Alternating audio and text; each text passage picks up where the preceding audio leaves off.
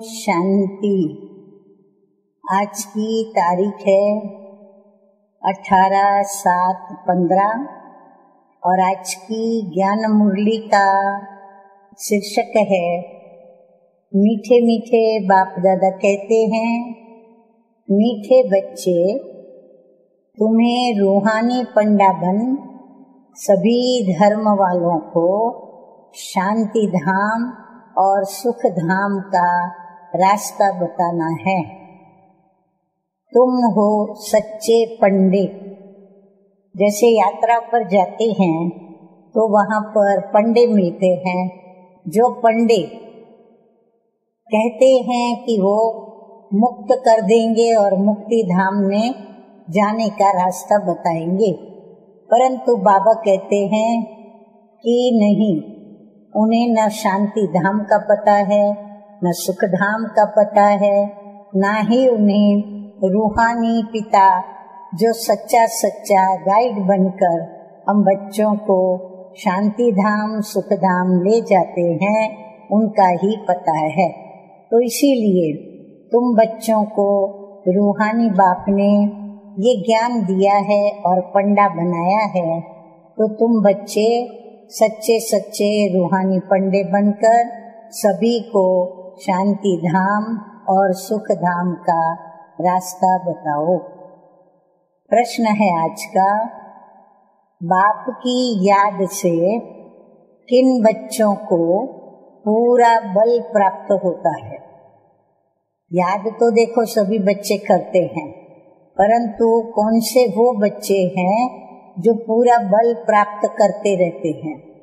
उत्तर है, जो याद के साथ साथ बाप से पूरा पूरा ऑनेस्ट रहते हैं, कुछ भी छिपाते नहीं हैं, सच्चे बाप के साथ सच्चे रहते हैं, कोई पाप नहीं करते हैं, उन्हें ही याद से बल प्राप्त होता है।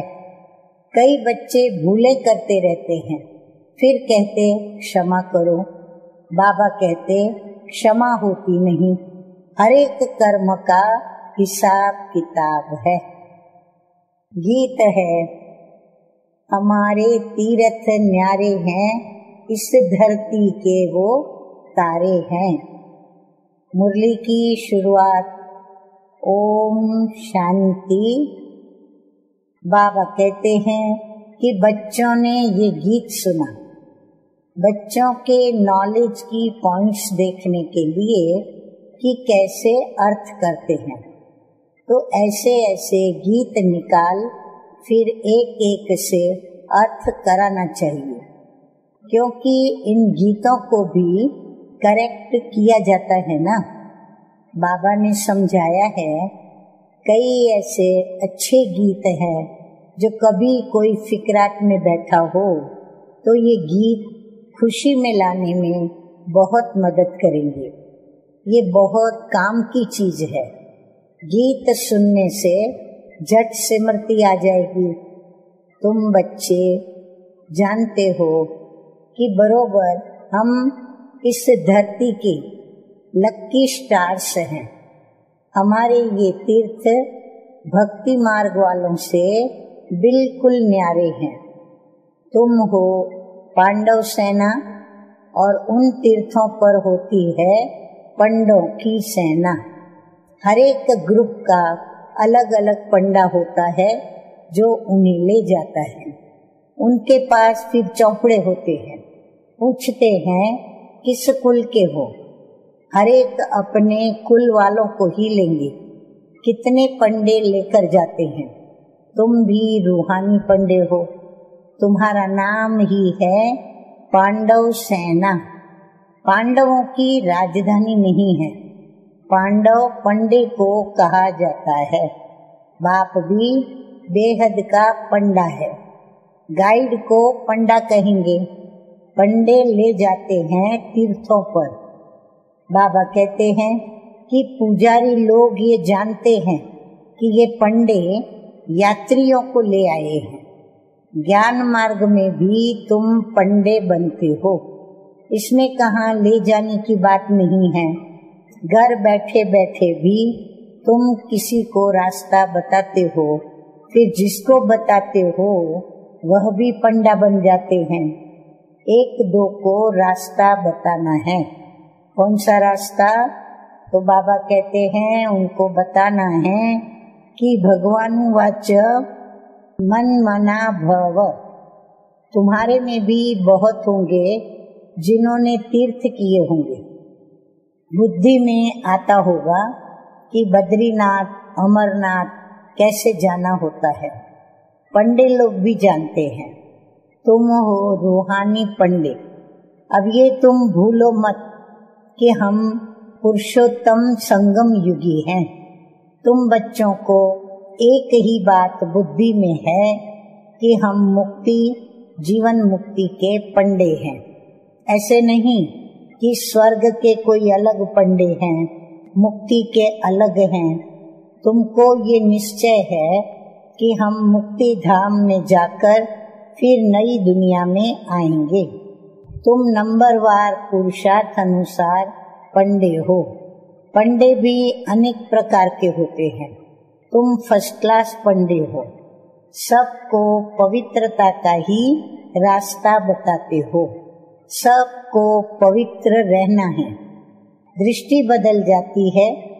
बाबा कहते हैं कि तुमने प्रतिज्ञा की है कि हम सिवाय एक के और कोई को याद नहीं करेंगे। हाँ, तो आप सभी ने भी, सुनने वालों ने भी मीठे मीठे शिव बाबा से प्रतिज्ञा की है ना कि हम सिवाय एक के और कोई को याद नहीं करेंगे।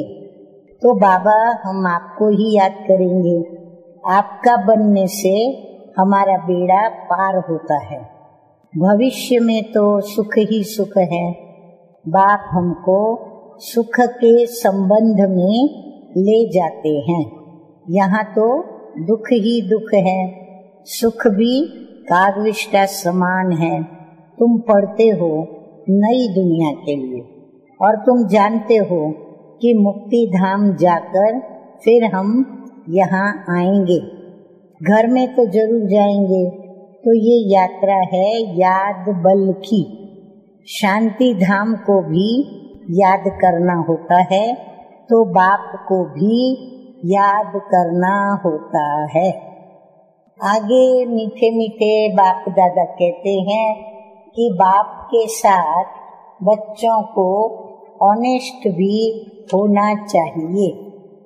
बाप कहते हैं ऐसे नहीं कि मैं तुम्हारे अंदर को जानता हूँ।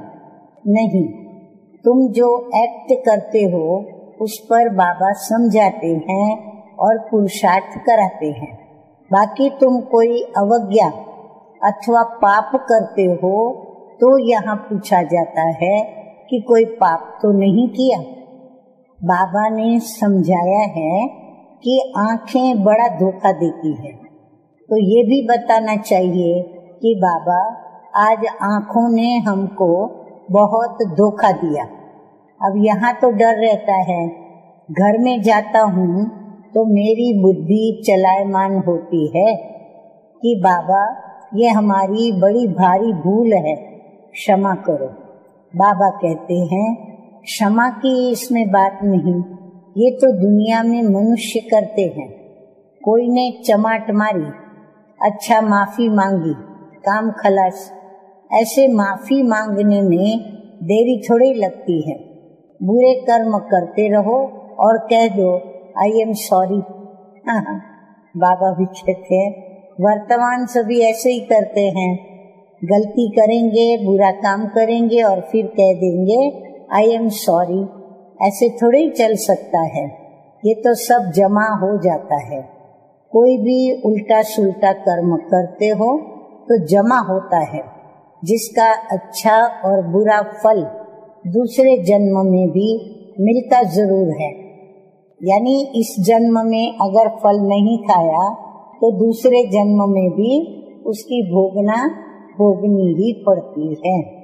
क्षमा की बात नहीं, जो जैसा करते हैं ऐसा पाते हैं। बाबा बार बार समझाते हैं। एक तो कहते हैं कि काम महाशत्रु है, अब ये तुमको आदि मध्य अंत दुख देते हैं। बाबा को कहते ही हैं पतित पावन। पतित विकार में जाने वाले को ही कहा जाता है। यहाँ बाप समझाते हैं कि यहाँ से फिर बाहर में जाते हो तब इतनी परहेज में नहीं रह सकते, तो फिर उच्च पद भी नहीं पा सकेंगे। बाबा समाचार तो सुनते हैं ना, यहाँ तो बहुत अच्छा अच्छा करते हैं, फिर बाहर में जाने से धारणा नहीं रहती। सतयुग में तो विकार की बात होती नहीं। अभी तो भारत का ये हाल है। वहाँ तो बड़े बड़े महलों में रहते हैं, अथाह सुख है। बाबा बच्चों से भी सब इंक्वायरी करते हैं। बाबा को समाचार तो देना है ना। बाबा कहते हैं कोई कहीं बाहर सर्विस अर्थ या बिजनेस अर्थ या किसी भी लौकिक सामाजिक कार्य अर्थ जाते हैं तो वहाँ फिर परहेज नहीं रहती है, तो परहेज टूटती है। तो बाबा को समाचार जरूर देना है। बाबा कहते कोई तो झूठ भी बोलते हैं, इसीलिए सभी अपना देखें कि कहीं बाबा से झूठ तो नहीं बोला है। तो विचार करना चाहिए कि हम कितना झूठ बोलते हैं। इनसे तो बिल्कुल झूठ नहीं बोलना चाहिए। किनसे? बाप के आगे कभी बाबा कहते हैं झूठ नहीं बोलना चाहिए। बाप तो ट्रुथ बनाने वाला है, वहाँ झूठ होता नहीं, नाम निशान नहीं होता। यहाँ फिर सच का नाम निशान नहीं, फर्क तो रहता है ना। बाप कहते हैं ये कांटों का जंगल है, परंतु अपने को कांटा समझते थोड़े ही हैं। बाप कहते हैं काम कटारी चलाना ये सबसे बड़ा कांटा है, इससे ही तुम दुखी हुए हो। बाबा अब तुम्हें सुख घनेरे देने आए हैं। तुम जानते हो कि बरोबर सुख घनेरे थे। सतयुग को कहा ही जाता है सुख धाम। वहाँ फिर बीमारियां आदि होती नहीं, हॉस्पिटल जेल आदि होते नहीं। सतयुग में दुख का नाम नहीं। त्रेता में 2 कला कम हो जाती है तो थोड़ा कुछ होता है, फिर भी हेवन तो कहा जाता है ना। तो बाप कहते हैं तुम बच्चों को अथाह अतीन्द्रिय सुख में रहना चाहिए। पढ़ाने वाले को भी याद करना है। भगवान हमारा टीचर है, टीचर को तो सब याद करते हैं। यहाँ रहने वाले बच्चों के लिए तो बहुत सहज है, यहाँ कोई बंधन तो है नहीं। हाँ, मधुबन की बात हो रही है। बाबा कहते हैं कि यहाँ कोई बंधन तो है नहीं, बिल्कुल ही बंधन मुक्त है। शुरू में भट्ठी बनी तो बंधन मुक्त हो गए। ओना फुरना सिर्फ सर्विस का ही है। सर्विस को कैसे बढ़ाएं? बाबा बहुत समझाते रहते हैं कि बाबा के पास आते हैं, मास डेढ़ बहुत उमंग रहता है, फिर देखो ठंडे पड़ जाते हैं, आते ही नहीं सेंटर्स पर। अच्छा, फिर क्या करना चाहिए? तो लिख करके पूछ सकते हो कि क्यों नहीं आते हो। हम समझते, बाबा कहते हैं कि जो मास 1.5 मास उमंग उत्साह में आते हैं, फिर आना धीरे धीरे ढीला कर देते हैं। तो बाबा कहते हैं उनसे पूछना चाहिए, और अगर नहीं आते हैं तो लिख करके भी उनको पूछ सकते हो कि क्यों नहीं आते हो। हम समझते हैं शायद माया ने तुम पर वार किया है, या तो किसके संग में फंस गए हो, या कोई विकर्म किया है, गिर पड़े हो। माना क्या कारण है? बाबा कहते हैं वो उनसे जानना चाहिए। फिर भी उठाना तो चाहिए ना, पुरुषार्थ करना चाहिए, दिल लेनी होती है। तुम चिट्ठी लिख सकते हो। बहुतों को लज्जा आती है तो फिर फां हो जाते हैं, यहाँ से भी होकर जाते हैं। फिर समाचार आता है कि घर में बैठ गया, कईयों को भूल करने के पश्चात, गलती करने के पश्चात इतनी लज्जा आ जाती है कि अंदर गिल्टी में आ जाते हैं। फिर बाबा के पास समाचार आता है कि वो सेंटर पर नहीं आते, घर में बैठ गए। कहता है मेरी दिल हट गई है। कोई चिट्ठी में लिखते भी हैं कि आपका ज्ञान तो बहुत अच्छा है, परंतु हम पवित्र नहीं रह सकते हैं, इसलिए छोड़ दिया। मेरे में इतनी ताकत नहीं है, सिर्फ लिख देते हैं। विकार देखो, बाबा कहते हैं कैसे गिरा देते हैं। यहाँ हाथ भी उठाते हैं कि हम सूर्यवंशी नर से नारायण बनेंगे, क्योंकि ये नॉलेज ही है नर से नारायण, नारी से श्री लक्ष्मी बनने की। बाबा कहते हैं गुड़ जाने गुड़ की गोथरी जाने। ये बाबा की बैग है ना, यानी गोथरी है ना, ये अच्छी तरह से पूछते हैं। इनके पास समाचार भी आते हैं। वह शिव बाबा तो कहते हैं मैं तो पढ़ाने आता हूँ, जो पढ़ेंगे लिखेंगे होंगे नवाब। बाप कहते हैं दृष्टि को बहुत बदलना है, कदम कदम पर खबरदारी चाहिए। याद से ही कदम कदम पर पदम है। बहुत बच्चे फेल हो जाते हैं, सर्विसेबल पंडे भी फेल हो जाते हैं। तुम जब तक यात्रा पर हो पवित्र रहते हो। कोई तो यात्रा पर भी ऐसे शौकीन जाते हैं जो शराब आदि भी अपने साथ वहाँ ले जाते हैं, छिपा कर रख देते हैं। बड़े बड़े आदमी इसके बगैर रह नहीं सकते। अभी वो तीर्थ क्या काम के रहेंगे। लड़ाई वाले भी बहुत शराब पीते हैं। शराब पीकर जाकर एरोप्लेन सहित स्टीमर के ऊपर गिरते हैं। स्टीमर भी खत्म तो खुद भी खत्म। आगे मीठे मीठे बाप दादा कहते हैं कि अभी तुमको मिलता है ज्ञान अमृत। बाकी याद की है मुख्य बात, जिससे ही तुम 21 जन्म के लिए एवर हेल्दी एवर वेल्दी बनते हो। बाबा ने कहा था कि ये भी लिख दो, 21 जन्म के लिए एवर हेल्दी एवर वेल्दी कैसे बन सकते हो, आकर समझो। भारतवासी जानते हैं कि बरोबर भारत में बड़ी आयु थी। स्वर्ग में कभी कोई बीमार नहीं होते। स्वर्ग में देवी देवताओं की आयु 150 वर्ष की थी। 16 कला संपूर्ण थे। कहते हैं ये कैसे हो सकता है? बोलो, वहाँ 5 विकार तो होते ही नहीं। वहाँ भी अगर ये विकार होते तो फिर राम राज्य कैसे होता? देवताएं जब वाम मार्ग में जाते हैं तो वह भी चित्र तुमने देखे हैं। बाबा ने कहा कि बड़े गंदे चित्र होते हैं, तो ये बाबा कहते हैं कि हमने जो देखा है वो बतलाते हैं। शिव बाबा कहते हैं मैं तो सिर्फ नॉलेज देता हूँ। शिव बाबा ज्ञान की बातें सुनाते और ये अपने अनुभव की बातें सुनाते रहते हैं। 2 है ना, ये भी अपना अनुभव बताते रहते हैं और हर एक को अपनी लाइफ का भी पता है। तुम जानते हो आधा कल्प से पाप करते आए हैं, वहाँ फिर कोई पाप नहीं करेंगे। यहाँ पावन कोई है नहीं और पावन दुनिया में कोई पतित होता नहीं।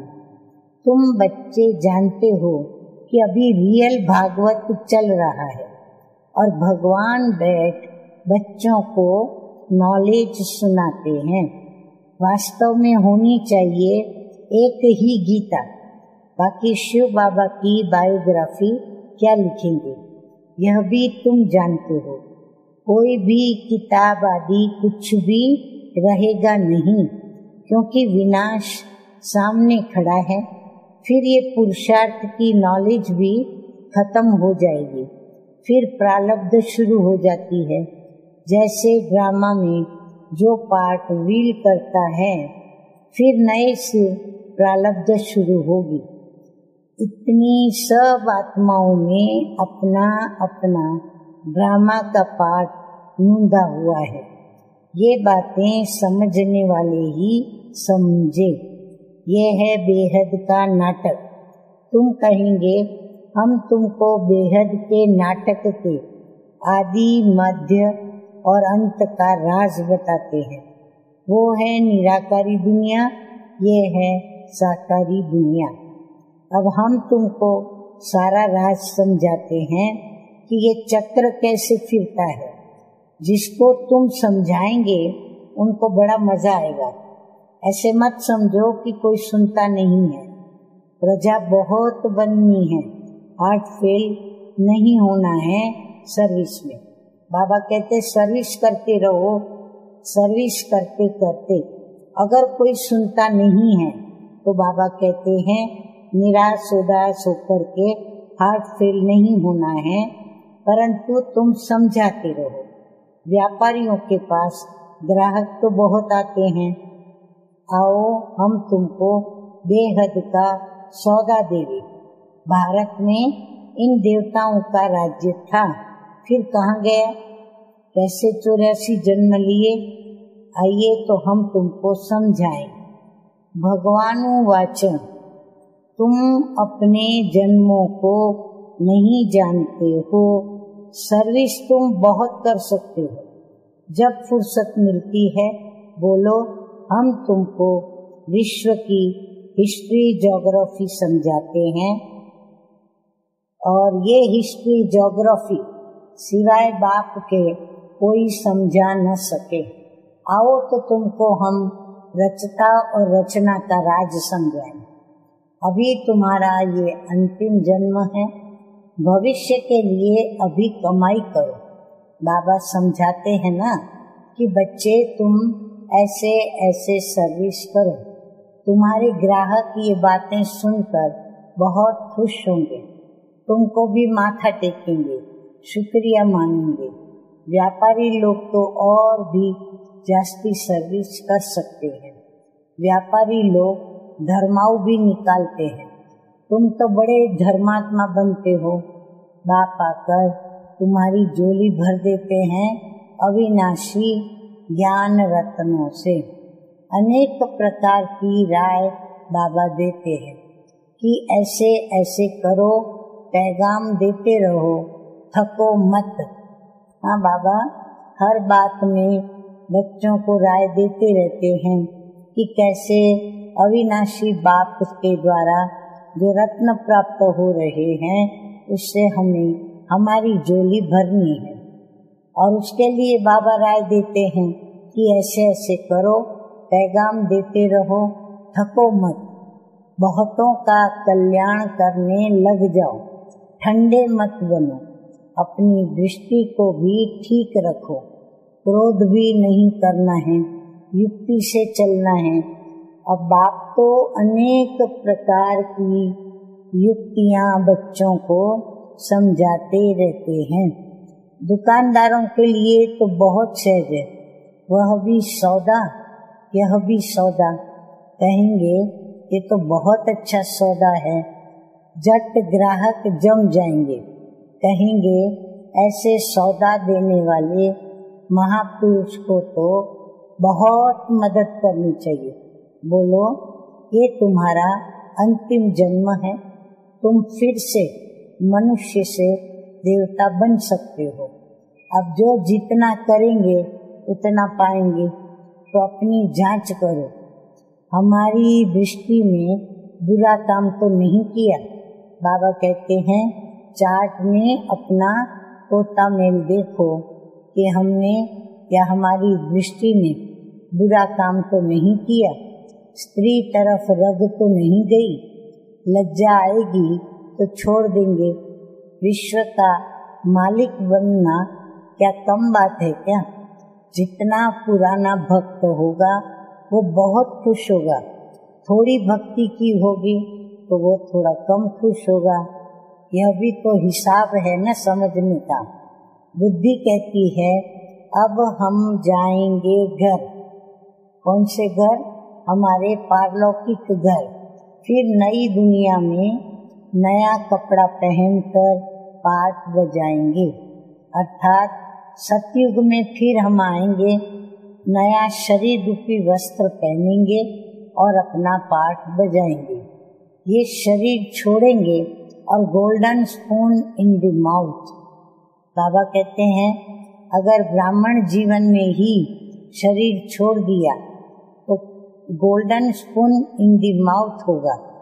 अच्छा, मीठे मीठे सिकी लधे बच्चों प्रति माता पिता बाप दादा का याद प्यार और गुड मॉर्निंग। रूहानी बाप की रूहानी बच्चों को नमस्ते। हम रूहानी बच्चों की रूहानी बाप दादा को याद प्यार, गुड मॉर्निंग और नमस्ते नमस्ते। अच्छा, अभी हम क्या सुनेंगे? मीठे मीठे बाप दादा के मधुर महावाक्य धारणा के रूप में। तो सार के रूप में धारणा की 2 बातें सुनेंगे। नंबर 1 धारणा की बात है, बाप कहते हैं कि दृष्टि से कोई भी बुरा काम नहीं करना है, अपनी दृष्टि को ही पहले बदलना है। कदम कदम पर सावधानी रखते हुए पद्मों की जमाई, कदम कदम पर सावधानी रखते हुए पद्मों की कमाई जमा करनी है। नंबर 2 है, जब भी फुर्सत मिलती है तो बेहद का सौदा करना है। सर्विस में दिल शिकस्त नहीं होना है, सबको बाप का पैगाम देना है, थकना नहीं है। वरदान है, जुदाई को सदा काल के लिए विदाई देने वाले स्नेही स्वरूप भव। बाबा कहते हैं जुदाई माना आत्मा परमात्मा की अब जुदाई नहीं रही, क्योंकि आत्मा परमात्मा मिले, क्योंकि आत्मा और परमात्मा मिले बहुकाल। सुंदर मेला कर दिया जब सतगुरु मिले दलाल। तो जुदाई को अब सदा काल के लिए विदाई देने वाले बाबा कहते हैं स्नेही स्वरूप भव। बाप कहते हैं जो स्नेही को पसंद है वही स्नेह करने वाले को पसंद हो। यही स्नेह का स्वरूप है। चलना, खाना, पीना, रहना स्नेही के दिल पसंद हो। इसलिए जो भी संकल्प व कर्म करो तो पहले सोचो कि यह स्नेही बाप के दिल पसंद है। ऐसे सच्चे स्नेही बनो तो निरंतर योगी और सहज योगी बन जाएंगे। यदि स्नेही स्वरूप को समान स्वरूप में परिवर्तन कर दो तो अमर भव का वरदान मिल जाएगा और जुदाई को सदा काल के लिए विदाई मिल जाएगी। स्लोगन है आज का, स्वभाव इजी यानी सरल, स्वभाव इजी और पुरुषार्थ अटेंशन वाला बनाओ। पुरुषार्थ में सावधानी।